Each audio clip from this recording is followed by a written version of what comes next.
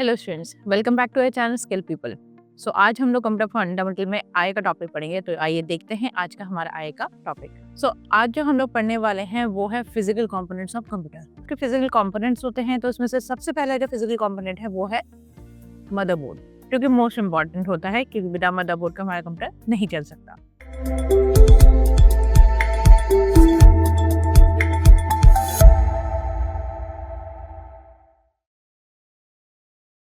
Hello students, welcome back to our channel Skill people.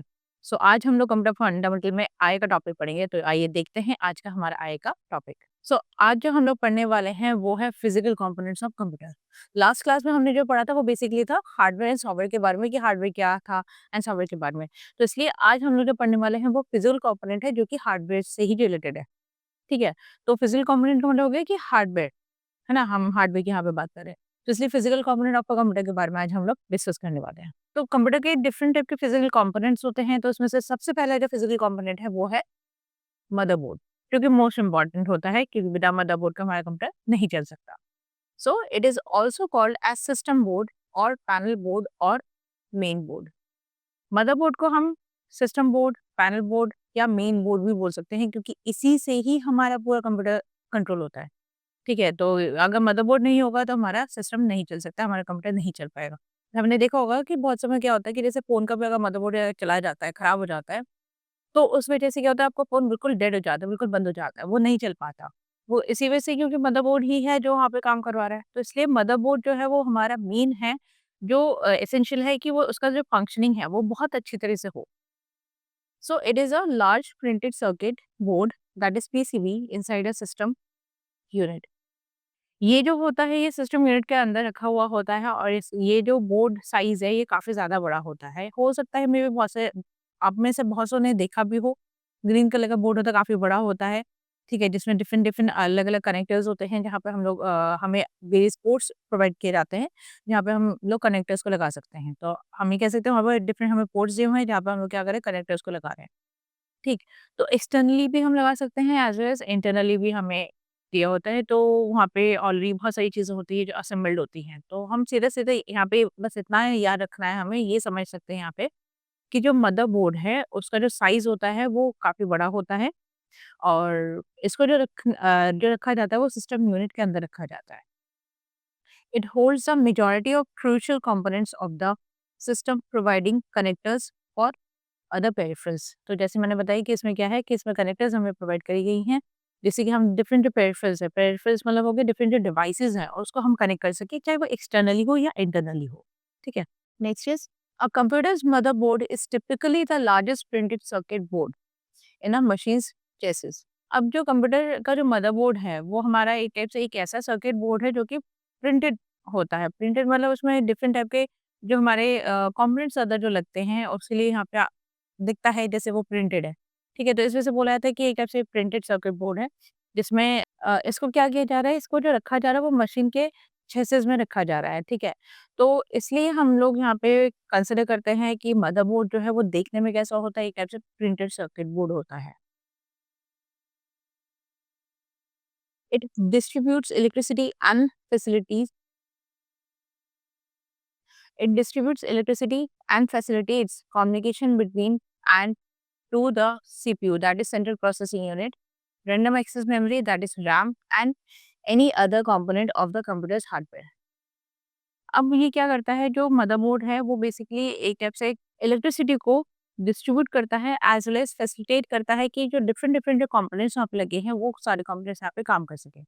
ठीक है, different different जो components यहाँ पे लगे हुए हैं जैसे हमारे रैम हो गया, सीपीयू हो गया, ये जो है ये सारे हमारे वर्क कर सके। इवन जो हमारे दूसरे पेरिफेरल्स हैं जो कनेक्ट हो रहे हैं वो भी यहाँ पे वर्क कर सके, उस चीज़ का भी यही ध्यान रखता है। एज वेल एज जो इलेक्ट्रिसिटी पास करना है हर एक पेरिफेरल्स में, हर एक जो इसके कंपोनेंट्स है उसमें ये प्रॉपर तरीके से इलेक्ट्रिसिटी को भी डिस्ट्रीब्यूट करके भेजता है जिससे कि जो है पावर सप्लाई सब में अगर जाएगा तो वो सही तरीके से वर्क करेगा, है ना? तो इसलिए हम लोग यहाँ पे ये बोल सकते हैं कि जो मदरबोर्ड है उसका काम क्या है कि एक टाइप से इलेक्ट्रिसिटी को डिस्ट्रीब्यूट करना और फैसिलिटेट करना कि जो भी हमारे यहाँ पे लाइक सीपीयू हो गया, रैम हो गया या हमारे अदर पेरिफेरल्स है उसके बीच में यहाँ पे इंटरेक्शन बना के रखे या कह लो कि फंक्शनैलिटी वहाँ पे प्रॉपर तरीके से हो, उस वो चीज़ यहाँ पे ध्यान देता है motherboard. There is a broad range of motherboards each of which is intended to be compatible with the specific model and size of the computer. अब यहाँ पे क्या है कि मदरबोर्ड जो है वो बहुत सारे हैं, तो ये सब कुछ मैटर किसमें करता है? साइज़ के ऊपर, ठीक है? एज़ वेल एज़ मॉडल के ऊपर। तो जो कंप्यूटर है वो कौन-सा मॉडल है, उस पे डिपेंड करेगा, एज़ वेल उसका साइज़ पे डिपेंड करेगा। अब जैसे फ़ोन है, फ़ोन का जो मदरबोर्ड होगा उसका साइज़ छोटा होगा। अगर हम लैपटॉप के लिए, तो लैपटॉप का जो मदरबोर्ड होगा उसका साइज़ थोड़ा-सा मोबाइल के कंपैरेबली बड़ा होगा। इसी तरह से अगर हम डेस्कटॉप कंप्यूटर की बात करें, तो डेस्कटॉप कंप्यूटर का जो मदरबोर्ड है वो उससे थोड़ा-सा साइज़ में डिफरेंट होगा, मतलब लैपटॉप वाले से थोड़ा-सा बड़ा होगा साइज़। तो इसका मतलब हो गया कि अलग-अलग मॉडल्स के हिसाब से अलग-अलग मदरबोर्ड्स हैं और अलग-अलग साइज़ेज़ हैं। हम अलग-अलग क्यों बोल रहे हैं, क्योंकि बेसिकली क्या है ना कि जो साइज़ एंड जो मॉडल होता है कंप्यूटर का उसके हिसाब से डिवाइड किया गया है। और जो फंक्शनिंग है मदरबोर्ड का वो सभी टाइप के कंप्यूटर्स में एक तरीके से ही वो काम करता है।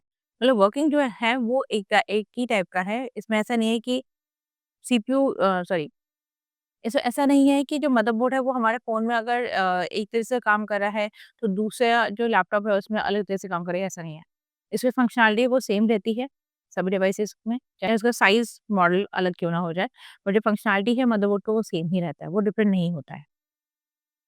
Since different kinds of processors and memories are intended to function best with certain types of motherboards, it is difficult to find a motherboard that is compatible with every type of CPU and memory. अब इसमें एक चीज़ और है कि इसमें थोड़ा-सा क्या देखा जाता है ना कि इसमें जैसे एक ही टाइप का मदरबोर्ड हमारे सारे टाइप के सीपीयू में, मेमोरी के साथ में काम कर जाए ऐसा ज़रूरी नहीं है। तो मदरबोर्ड में थोड़े से सर्टेन चेंजेस भी किया जाता है, क्योंकि as per the CPU and as per the memory उसके हिसाब से इसको तैयार किया जाता है। तो फंक्शनैलिटीज़ जो है वो हमारी जो मेन कॉमन है वो तो वैसे ही काम करेगी, जैसे इलेक्ट्रिसिटी पास ऑन करना, ठीक है? उसको डिस्ट्रीब्यूट करना, वो चीज़ तो सेम ही रहेगा, ठीक है? वो हमारा डिफरेंट नहीं होगा मदरबोर्ड के केस में, क्योंकि मदरबोर्ड का जो फंक्शनैलिटी एक ये भी है कि इलेक्ट्रिसिटी को डिस्ट्रीब्यूट करके भेज आगे। ठीक है? तो इसके अलावा बाकी जो भी वर्किंग है वो एज़ पर द डिवाइस के सीपीयू के हिसाब से, या हम कह सकते हैं जो मेमोरी है उसके हिसाब से मैटर कर जाता है। उस हिसाब से थोड़ा-सा यहाँ पे चेंजेस होता है। क्योंकि ऐसा कोई मदरबोर्ड इस टाइप का अभी तक नहीं बन पाया है, जो हर टाइप के डिवाइसेज़ के लिए कॉम्पैटिबल हो। मतलब जैसे जो मदरबोर्ड हमारे मोबाइल के लिए काम कर रहा है, वही मदरबोर्ड हमारे लैपटॉप के लिए काम कर जाए, ऐसा नहीं हो सकता। ठीक है? तो इसका मतलब क्या हुआ कि इसमें थोड़े-से चेंजेस वगैरह रखा हुआ है as per the model and the size of the computer. ठीक है? तो इसलिए कुछ ही एक आधे फंक्शनैलिटीज़ होती हैं जो हमारी एक जैसी रहती हैं, बाकी हमारी अलग हो जाती हैं एज़ पर डिवाइसेज़ के हिसाब से। So hard drives and hard drives on the other hand are generally compatible with a wide variety of motherboards and may be used with most brands and types. तो इसके comparatively अगर हम बात करें hard drives की, तो hard drive जो है वो हमारा कंपैटिबल होता है। तो उस हिसाब से हम ये कह सकते हैं कि हार्ड ड्राइव्स के लिए जो हमारे मदरबोर्ड्स हैं वो हमारे काफ़ी वैरायटी ऑफ मदरबोर्ड्स हैं हार्डवेयर के अकॉर्डिंगली, जिसमें different different brands and different different type के आते हैं। तो हम लोग हार्ड ड्राइव जो है वो हम अलग-अलग टाइप के ले रहे हैं। तो हार्ड ड्राइव के लिए जो काम करेगा ना मदरबोर्ड, वो एक ही तरीके का काम करेगा। ऐसा नहीं होगा कि अलग-अलग हार्ड ड्राइव्स के लिए अलग-अलग तरीके से काम करे। तो हम सीधे-सीधे ये कह सकते हैं कि जो हार्ड ड्राइव्स है उसके लिए जो फंक्शनिंग है मदरबोर्ड का वो एक ही तरीके का है, सभी डिवाइसेज़ के लिए। बट अगर हम अदर पेरिफेरल्स की बात करें, अदर चीज़ों की बात करें, जैसे मेमोरीज़ वगैरह का हो गया, तो मेमोरी का साइज़ अलग-अलग हो जाता है डिवाइसेज़ के हिसाब से। तो इसलिए वहाँ पे क्या है कि उस केस में थोड़ा-सा मदरबोर्ड का जो वर्किंग है, थोड़ा-सा वहाँ पे हल्का-सा चेंज हो जाता है एज़ पर द डिवाइस के साइज़ के हिसाब से या मॉडल के हिसाब से। मदरबोर्ड हमारा दिखता कैसे है, आप देख सकते हैं यहाँ पे मैंने डायग्राम में दिया हुआ है। मदरबोर्ड कुछ इस तरीके का होता है। जिसमें आप देख सकते हो कि ये जो ग्रीन कलर का जो बोर्ड है, वो हमारा पूरा मदरबोर्ड को शो कर रहा है। इसमें डिफरेंट डिफरेंट हमारे कनेक्टर्स हैं, जहाँ पे कनेक्ट किया जाता है, ठीक है? तो कुछ तो हमारे हार्ड ड्राइव्स वगैरह लगाने के लिए होंगे, कुछ हमारे रैम के लिए हैं। तो इसका मतलब है कि इसमें ये पूरे जो स्लॉट्स आपको दिख रही है, आपको देख के लग रहा होगा जैसे कलरफुल है, प्रिंटेड है। बट इसमें ऐसा इसलिए है क्योंकि ये अलग-अलग पेरिफेरल्स को कनेक्ट करने के लिए है, जो हमारे इंटरनली एम्बेड होके आता है, और कुछ है जो हमें एक्सटर्नली लगाने होते हैं। ठीक है? तो ये है हमारे अंदर का पार्ट, जो थोड़ा-सा एक हिस्सा लेके मैंने बताया है यहाँ पे। जैसे अगर बैटरी की अगर बात करें तो सीएमओएस वाला बैटरी यहाँ पे लगा होता है। कनेक्टर्स होती हैं हमारे वेरियस टाइप की कनेक्टर्स है। जैसे फ्लॉपी पहले चलता था, अब तो नहीं चलता फ्लॉपी डिस्क। तो उसके लिए कनेक्टर हमारा ये वाला होता है, ठीक है? तो सीरियल कनेक्टर है वो हमारा ये वाला हो गया। ईआईडीई कनेक्टर होता है, ठीक है? इसी तरह से और भी होते हैं, जैसे स्लॉट्स हमारे अलग-अलग हैं।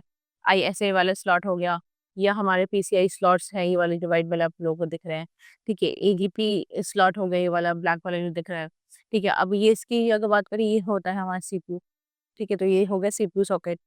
और रैम की अगर बात करें तो ये वाला एरिया जो है वो रैम का स्लॉट है। तो इसका मतलब है कि ये कुछ चीज़ें जो हैं वो ऑलरेडी जगह दी हुई है इन चीज़ों को लगाने के लिए। जैसे हम लोग रैम का साइज़ बढ़वाना है तो एक्स्ट्रा रैम लगाने के लिए भी जगह होती है, ठीक है। इवन जो सीपीयू है, सीपीयू ऐसा नहीं कि पूरा जो हमारा सीपीयू अलग से दिख रहा है डेस्कटॉप पे वही हमारा पूरा सीपीयू, ऐसा नहीं है। सीपीयू जैसे साइज़ छोटा होता है, छोटा-सा एक होता है सीपीयू, जिस वजह से यहाँ पे इस वाले व्हाइट वाले एरिया में आप देख सकते हैं, यहाँ पे सीपीयू का जगह दिया हुआ है ऑलरेडी। ठीक है, तो इसका मतलब ये है कि हमारे डिफरेंट जो पेरिफेरल्स हैं या डिफरेंट जो हमारे कंपोनेंट्स हैं, उन सबको कनेक्ट करने के लिए हमारे पास मदरबोर्ड में पूरा जगह दिया हुआ है, जहाँ पे हम लोग कनेक्ट कर सकते हैं, चाहे वो हमारा एक्सटर्नल डिवाइसेज़ हों, चाहे वो हमारा इंटरनल डिवाइसेज़ हों। तो मतलब इंटरनल से मतलब यहाँ पे ये हो गया कि जो हमें पहले से ही असेंबल्ड होके मिल रहा है दुकान से, ठीक है? तो वो सारे कंपोनेंट्स ऑलरेडी बहुत सारे ये होते हैं ना, जैसे रैम होता है, मेमोरी होता है, तो वो सारी चीज़ें हमारी ऑलरेडी इसमें अटैच करके ही देते हैं, ऐसा नहीं कि हमें अटैच करना पड़ रहा है, तो वो जहाँ से मैन्युफैक्चर होकर आ रहा है वही अटैच करके दे रहे हैं। तो इसलिए बस हमें यहाँ पे सिर्फ़ इतना अंडरस्टैंड करना है कि मदरबोर्ड पहली चीज़ तो है दिखता कैसे है, होता क्या है एंड कैसे वो काम करता है, बस उतना हमें यहाँ पे पता होना चाहिए। तो ये था हमारा मदरबोर्ड के बारे में। तो सीधा-सीधा मतलब क्या हो गया कि मदरबोर्ड के बिना हमारा कंप्यूटर कुछ नहीं कर सकता, तो इसलिए मदरबोर्ड है इम्पोर्टेंट। नेक्स्ट हम लोग बात करते हैं नेक्स्ट फिज़िकल कंपोनेंट की, जो कि है प्रोसेसर चिप। अब प्रोसेसर चिप होता क्या है उसके बारे में देखते हैं। It is also called as central processing unit, इसको हम क्या बोलते हैं, सीपीयू शॉर्ट में। तो यही है हमारा सेंट्रल प्रोसेसिंग यूनिट, जिसको हम प्रोसेसर चिप भी बोल सकते हैं या बहुत से इसको प्रोसेसर भी बोल देते हैं। तो it carries out the instructions of a computer program by performing the basic arithmetical, logical and input output operations of the system. तो ये क्या करता है, जो भी इंस्ट्रक्शंस यहाँ पे कंप्यूटर को दिया जाता है, वो इंस्ट्रक्शंस को यहाँ पे कैरी करता है एंड उसी इंस्ट्रक्शंस के हिसाब से कंप्यूटर को काम करवाता है, या कह लो कि कंप्यूटर को काम करवाने में मदद करता है। एंड जैसे बेसिक ऑपरेशंस यहाँ पे अगर परफॉर्म करना है अगर कंप्यूटर को, लाइक जैसे एडिशन करना है, सब्ट्रैक्शन करना है, मल्टीप्लाई करना है, नंबर्स कंपेयर करने हैं, तो इस टाइप के जो अरिथमेटिक ऑपरेशंस है या लॉजिकल ऑपरेशंस है, इस टाइप के परफॉर्म कर सकता है आराम से। और लाइक अगर हम कोई अगर टास्क परफॉर्म करे, उसके ऊपर अगर वो काम करना है, उसको प्रोसेसिंग करना है, तो वो भी यहाँ पे प्रोसेसिंग करता है, ठीक है। तो सीपीयू यहाँ पे क्या कर रहा है, हमारे डेटा, हम जो इंस्ट्रक्शन दे रहे हैं उसके हिसाब से वो काम कर रहा है। काम करने के हिसाब से जैसे अगर कैलकुलेशन मुझे यहाँ पे करना है, बेसिक ऑपरेशंस परफॉर्म करनी है, तो कैलकुलेशन भी कर सकता है, ठीक है। तो इनपुट आउटपुट अगर देना है, मतलब इनपुट देके अकॉर्डिंगली आउटपुट चाहिए हो, जैसे कोई आप फाइल ढूँढ रहे हो, उसको अगर डिस्प्ले करवाना है तो वो आप कर सकते हो, या अगर हमने कुछ चेंजेस किया है फाइल में, वो चेंजेस आपको चेक करना है तो वो आप यहाँ पे कर सकते हो। तो उसके लिए हम क्या करें, हम वहाँ पे इंस्ट्रक्शन दे रहे हैं। तो इन्हीं इंस्ट्रक्शंस के हिसाब से वो क्या कर पा रहे हैं, हमें आउटपुट को दिखा पा रहे हैं। यही सारे काम जो करवाता है वो कौन करवाता है, सीपीयू ही करवाता है। तो इसलिए जैसे प्रोसेसिंग भी अगर होना है डेटा का, तो डेटा के प्रोसेसिंग में भी जो हेल्प करता है वो सीपीयू ही है। तो इसका मतलब है कि सीपीयू जो है वो मेन काम यहाँ पे कर रहा है, डेटा को प्रोसेस करने का, या फिर जो इंस्ट्रक्शन दिया जा रहा है, इंस्ट्रक्शन के हिसाब से काम करने का। अब नेक्स्ट है इसमें, all calculations and processing of computer is executed using single processor. अब यहाँ पे जो भी कैलकुलेशन हो या लाइक इंस्ट्रक्शन दिया जाए या प्रोसेसिंग हो, ये सारा का सारा एक ही सिंगल प्रोसेसर ही यहाँ पे काम करता है। उसके लिए अलग-अलग प्रोसेसर काम नहीं करता, एक ही सिंगल प्रोसेसर वर्क करता है। अब नेक्स्ट है, the CPU plays a role of somewhat analogous to the brain in the computer. तो हम सीपीयू को एक एक टाइप से कंसिडर कर सकते हैं कि सीपीयू जो है वो क्या है, ब्रेन है कंप्यूटर का। जब तक ब्रेन नहीं होगा तब तक तो कोई चीज़ काम नहीं कर सकता ना। जैसे ह्यूमन्स की अगर बात करें, अगर हमारे ब्रेन अगर वर्क नहीं करेगा तो हमारी बॉडी चल ही नहीं पाएगी, क्योंकि सिग्नल्स जो जाता है वो ब्रेन से जाता है ना? तो ब्रेन से ही यहाँ पे सिग्नल्स मिलता है, जिस वजह से बॉडी में जो भी हम मतलब जो भी हम एक्टिविटीज़ कर सकते हैं, या हमारे बॉडी जिस तरह से हम अपने बॉडी को चलाना चाहते हैं वो कैसे हो पाता है, जैसे हम ब्रेन को फंक्शन में रख रहे हैं अपना। तो मतलब ये हो गया सीधा-सीधा कहने का मतलब कि सीपीयू जो है वो कंप्यूटर का एक ब्रेन होता है, ब्रेन माना गया है सीपीयू को। क्योंकि बिना ब्रेन का तो एक ह्यूमन भी वर्क नहीं कर सकता, और ना ही कोई लिविंग ऑर्गेनिज़्म काम कर सकती है, ठीक है? जिसमें भी ब्रेन होता है। तो इसलिए जो भी लिविंग ऑर्गेनिज़्म जिसमें भी ब्रेन है, वो बिना ब्रेन के काम कर ही नहीं सकता, वो बिल्कुल डेड होगा। डेड मतलब बॉडी तो होगी, जान तो होगी, बट वो काम नहीं कर पाएगी, क्योंकि सिग्नल्स उसके बॉडी में डिफरेंट पार्ट्स में नहीं पहुँच पा रहा है इसलिए। तो सेम ऐसे ही सीपीयू जो है कंप्यूटर का, वो भी ब्रेन की तरह ही काम करता है, जिस वजह से जो भी हमें इंस्ट्रक्शन देना होता है वो सीपीयू के ज़रिए ही दिया जाता है। ठीक है? तो इसलिए सीपीयू जो है वो मोस्ट इम्पोर्टेंट है, इसलिए क्रूशियल रोल यहाँ पे प्ले करता है। two typical components of a CPU are arithmetic logic unit, that is ALU, which performs arithmetic and logical operations, and the control unit, that is CU, which extracts instructions from memory and decodes and execute them, calling on the ALU when necessary. तो इसका मतलब है कि यहाँ पे CPU का हमारे दो मेन कंपोनेंट्स हैं, वो है हमारे एएलयू। एएलयू का मतलब होता है अरिथमेटिक लॉजिक यूनिट। दूसरा है हमारा सीयू। सीयू का मतलब हो गया कंट्रोल यूनिट। तो एएलयू एंड कंट्रोल यूनिट ये दोनों ही हमारे मोस्ट इंपॉर्टेंट कंपोनेंट्स होते हैं, क्योंकि इसी के वर्किंग के हिसाब से आगे काम बढ़ता है। जैसे एएलयू जो है अरिथमेटिक लॉजिक यूनिट, आपको अरिथमेटिक वर्ड से समझ में आ रहा होगा कि कैलकुलेशन के लिए हो गया। तो इसका मतलब हो गया कि अगर हमें कोई भी टाइप का अगर बेसिक कैलकुलेशन वगैरह परफॉर्म करना है, जैसे एडिशन, सब्ट्रैक्शन, मल्टीप्लिकेशन, डिवीजन करना हो या नंबर्स को कंपैरिजन करना हो, तो उसके लिए एएलयू ही है जो वर्क करता है। जब भी यहाँ पे हम कंप्यूटर में कैलकुलेशन करते हैं, जैसे कैलकुलेटर यूज़ कर रहे हैं, कैलकुलेशन हो रहा है, तो वहाँ पे जो वर्क कर रहा है ना, वो एएलयू ही वर्क कर रहा है।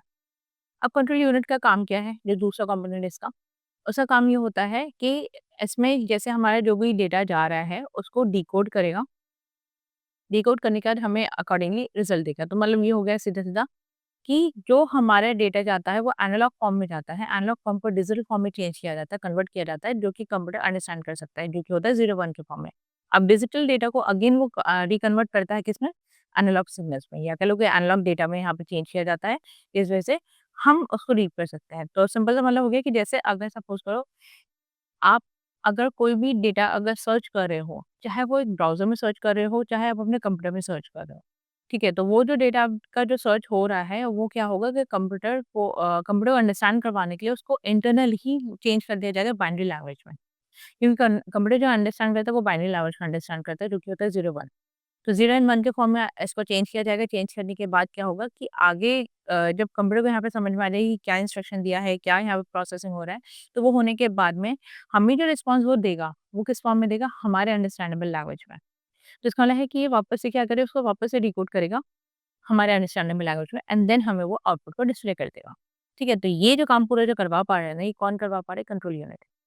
तो कंट्रोल यूनिट इस चीज़ का ध्यान रखता है कि जो भी मेमोरी से या जो भी मेमोरी से इंस्ट्रक्शंस दिए जा रहे हैं, या हम ऐसा कर सकते हैं कि जो भी इंस्ट्रक्शंस उसको मिल रहा है, तो अब वो इंस्ट्रक्शन हो सकता है कि मेमोरी से लेके उसको काम करना पड़ रहा हो, ठीक है? अगर मेमोरी से अगर उसका इंस्ट्रक्शंस मिल रहे हों, देन उसको आगे बढ़ के काम करना है, तो उस केस में क्या करना है कि उस केस में क्या होता है कि इसमें मेमोरी से वो इंस्ट्रक्शंस लेता है, लेने के बाद उसको डिकोड करता है, डिकोड करके अकॉर्डिंगली वो काम करता है, एंड देन उसको जो भी काम करवाएगा अकॉर्डिंग टू द इंस्ट्रक्शन, वो क्या करता है उसको डिकोड करके फिर हमें एग्ज़ीक्यूट करके दिखाएगा। और अगर ज़रूरत पड़ेगा उसको कि एएलयू को कॉल करना है वहाँ पे, तो वो एएलयू को कॉल करेगा, एंड देन एएलयू अपना काम वहाँ पे करेगा, उसके बाद फिर सीयू जो है वो कंप्यूटर से हमें रिज़ल्ट दे देगा। ठीक है? तो ये काम होता है यहाँ पे सीयू और एएलयू का मिलके। तो कई बार ऐसा होता है कि एएलयू जो है वो अकेला काम कर रहा है, सीयू जो है वो अकेला काम कर रहा है। कई बार ऐसा होता है, ऐसे भी सिनेरियोज़ आते हैं जहाँ पे सीयू एंड एएलयू को मिलके एक साथ काम करना पड़ता है। ठीक है? ये डिपेंड करता है कि किस टाइप के इंस्ट्रक्शंस उसको दिए जा रहे हैं, कि वो मेमोरी से इंस्ट्रक्शन ले रहा है या किस तरह से उसको इंस्ट्रक्शंस मिल रहे हैं, उसके हिसाब से डिपेंड करता है। तो अब इसके एग्ज़ाम्पल्स कौन से हो सकते हैं? फिर प्रोसेसर चिप के हैं, जैसे प्रोसेसर हमारे डिपेंड होते हैं, इंटेल का है ही, ठीक है? इसके अलावा इंटेल पेंटियम 4, एएमडी, एनफ्लॉन, ये सारे हमारे अलग-अलग प्रोसेसर्स होते हैं। जैसे आप लोगों के सिस्टम में, आप लोगों के लैपटॉप या डेस्कटॉप पे जैसे इंटेल का होगा, ठीक है? इंटेल का जैसे i3, i5, i7, ये सारे वर्ज़न्स हैं, ठीक है? तो ये इंटेल जो है वो एक कंपनी है, जिसने अपना प्रोसेसर अपने ही कंपनी के नाम से बनाया हुआ है, इंटेल i3, i5 इस टाइप से बनाया हुआ है, ठीक है? तो इसका मतलब क्या है, जो प्रोसेसर है वो मेन इम्पोर्टेंट होता है, क्योंकि बिना प्रोसेसर का हमारा कंप्यूटर नहीं चल पाएगा, क्योंकि ये क्या है, ब्रेन है, ठीक है? तो इस वजह से यहाँ पे प्रोसेसर का होना बहुत ज़्यादा ज़रूरी होता है। तो आप यहाँ पे देख सकते हो, जैसे ये है सीपीयू, ठीक है?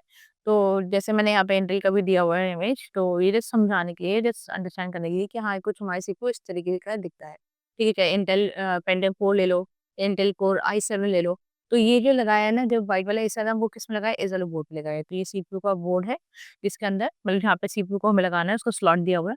यहाँ पे हम लोग ये वाला इंटेल का प्रोसेसर्स लगाते हैं। तो ये 2 अलग-अलग इंटेल प्रोसेसर्स दिए हैं, ठीक है? इसको लगाने के लिए हमारे ये सीपीयू का सॉकेट दिया हुआ है, ठीक है? तो यहाँ पे लगाया जाता है इसको, ठीक है? तो ये थे हमारे 2 कंपोनेंट्स, बेसिकल कंपोनेंट्स जिसको हमने यहाँ पे समझा। सबसे पहले था मदरबोर्ड, तो मदरबोर्ड को हम यहाँ पे as in heart of the computer भी ले सकते हैं, एंड दूसरा था प्रोसेसर चिप, जिसको हम क्या बोल रहे हैं कि as a brain of the computer, जो कि हमारा सीपीयू है। तो हम क्या बोल रहे हैं कि जो प्रोसेसर है, वो एक टाइप से क्या हो गया कि उसमें जो सीपीयू है, सीपीयू जो हो गया वो ब्रेन हो गया कंप्यूटर का, ठीक है? तो सीपीयू को हम ब्रेन मान रहे हैं यहाँ पे, और जो मदरबोर्ड है उसको हम ले रहे हैं as the heart of the computer, ठीक है? तो इसका मतलब है कि ये दोनों चीज़ें जो है, दोनों कंपोनेंट्स जो है वो मोस्ट इम्पोर्टेंट है एक कंप्यूटर को चलाने के लिए, ठीक है? क्योंकि बिना इन 2 फिज़िकल कंपोनेंट्स के हमारा कंप्यूटर नहीं चल सकता। सो आज का जो क्लास है वो हम लोग यहीं पे एंड करेंगे। अगर आप लोग को हमारी वीडियो को पसंद आया हो तो हमारी वीडियो को लाइक करें, चैनल को सब्सक्राइब करें, बेल आइकन को ज़रूर हिट करें जिससे कि हमारा जो भी नेक्स्ट वीडियो है इसका नोटिफ़िकेशन आप लोगों को तुरंत मिले। सो आज के लिए बस इतना ही। Thank you.